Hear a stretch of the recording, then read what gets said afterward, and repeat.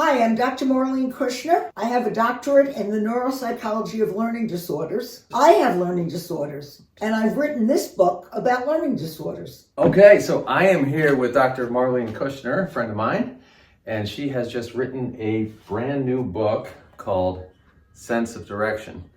And Dr. Marlene, what kind of a doctor are you? Doctor of neuropsychology. And what got you into studying that? I was interested in the emerging field of learning disabilities and then in attentional disorders. And so I was following that research, and I subsequently became aware that I myself had learning disabilities and then an attentional disorder. So I was interested for more than one reason. So you were interested in it before you realized that you had? Right. Oh, that's interesting. At least consciously. Yeah. You know, I knew that there was something wrong. Like many people, particularly in my generation, who were adults before the field of learning disabilities and attentional disorders was really fully developed. I grew up without any knowledge at all that this might be the case with me, but I very frequently ask myself, and many people ask of me, what is wrong with you? And of course, I had no answer. I'm sorry to interrupt. What was the earliest that you knew that there was something wrong with your learning ability or something different about it? Oh, very, very young. I could see that somehow I had some differences particularly in the younger years. Most of my friends were females.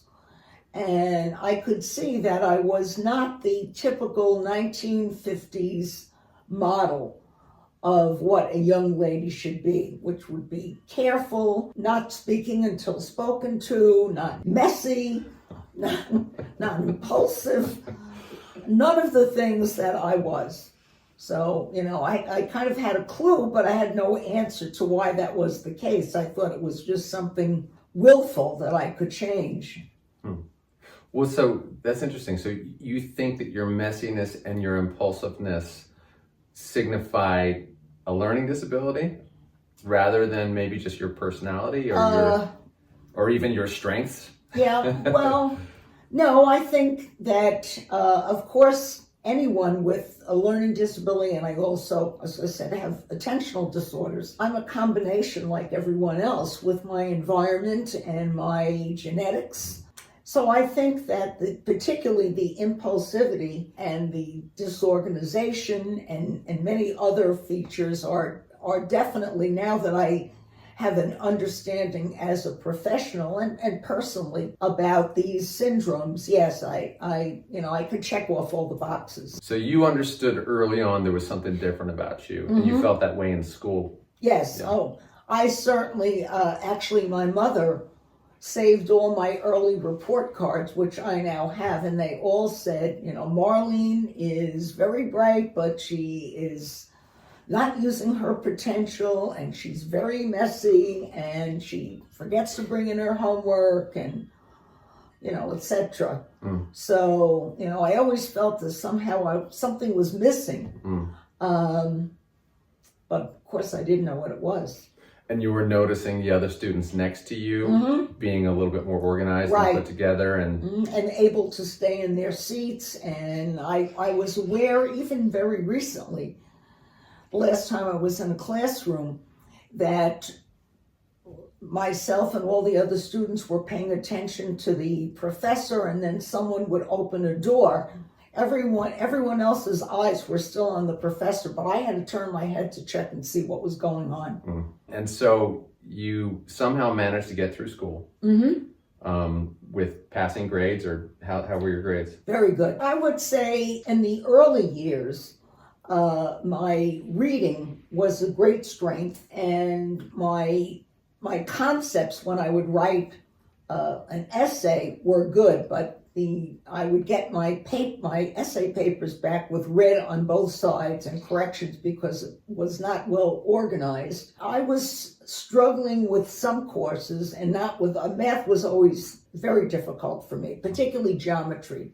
I never thought I'd graduate from high school. So I had very, like most people that have learning disabilities and those of us that are considered to be high functioning or gifted, I had great discrepancies between my strengths and my weaknesses. Now, many people have said to me, well, we all have strength and difficulties, and that's true. However, not the significant gap that I and many others like me have. Mm-hmm. For example, I had students were reading and writing maybe on a college level, and they were doing math on a third grade level, or the reverse might have been true. So we're talking about very, very great gaps.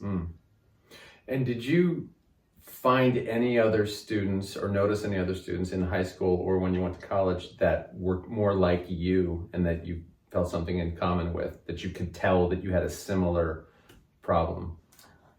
No, not so much when I was in school, but once I finished my training and was working with students, of course, the students I worked in college disability centers, so the students that were sent to me either had been diagnosed or were sent to me to test and diagnose. I could almost immediately tell when they came in and sat down, yep, this is another one of the club members, yeah. So by the time you were in school teaching... Well, not teaching. What was the position? I was a disability specialist, I guess. Gotcha. Okay. So yeah, I was a psychologist, but a disability specialist. So by the time you were a disability specialist in school, this was college? This was, well, I was working in colleges or universities. For the most part, I had some youngsters privately, but for the most part, it was adults that I worked with. So by the time you were doing that, these diagnoses were mainstream. They had been studied and now they were a thing, whereas when you were growing up, they were not. When I was growing up, yes, I don't remember. There were students that were had special needs, I guess, when I was a youngster, but I really didn't know any of them, didn't know anything about them, just knew that, these were students that needed special help in some way or other. Usually they were seen as behavior issues. Mm-hmm. Okay, so you were interested in these issues before you even knew you had them yourself officially. Mm-hmm. But then once you started working and you were seeing these students with these diagnoses, were you then putting two and two together and saying, these guys are just like me? Well, by the time I was working, when I first started work, I didn't have my doctorate. I didn't have training in neuropsychology. I did have training as a psychologist. But very early on in the field of learning disabilities were seen in a very narrow way as reading disorders. And so it never occurred to me that I had a learning disability because, as I said, I was a very strong reader. And I don't have a specific explanation for why that was. The only thing that occurs to me is that I somehow, without conscious knowledge, developed some compensatory devices that allowed me to deal with the irregularities I have in reading. Now I can see that when I'm reading a passage, my eye skips from line to line, but somehow I use that as a strength to get the overall gist of whatever it was, the paragraph or book I was reading. So you're at the point where you're working with students with learning disabilities, and they are now coming in with diagnoses, and you're helping them. Some came in with diagnoses, some were suspected of having perhaps a learning disability, or they were suspected of, they had some difficulties academically, and they were sent to me to determine whether they had a learning disability, and then subsequently an attentional disorder is a syndrome that was constructed or was conceived of many years after the learning disabilities. Okay. But most of us, the majority have, if you have a learning disability, there are some that have only that syndrome, but most of us have comorbidities, Okay. particularly attentional disorders. Okay. So at what point then in your journey as a... Right. I was a psychologist first. I had a master's degree in clinical psychology. I did my undergraduate work. The first year was at Boston University. Then I took the next 3 years at Hunter College. Then I got my master's degree in clinical psychology at Fairleigh Dickinson, the TNET campus. Then I went to Montclair University and I got my certification as a school psychologist. And then I went to Indiana University of Pennsylvania, where I got my doctorate in the neuropsychology of learning disorders. Wow. Okay. So that's a long journey in school. Very long journey. Yeah. So there's a few questions I have about that journey. Okay. So during that journey, what were the difficulties you were facing in just studying, attending class and studying? And were you becoming more and more aware of your difficulties, and then how did you overcome them to complete all those degrees? Yeah, well, as I progressed, and I would say when I reached maybe the school certification level, I was not only studying the materials that were assigned to me, but I also became aware of myself as a student. And the more aware I became, the more I was able to develop compensatory techniques, because when I was a student, I would say even through my doctorate, I was not given any accommodations or any services, so I had to develop them on my own. Unfortunately, I was able to do that. Through research of how to do it, or just kind of figuring it out along the way? Just figuring it out.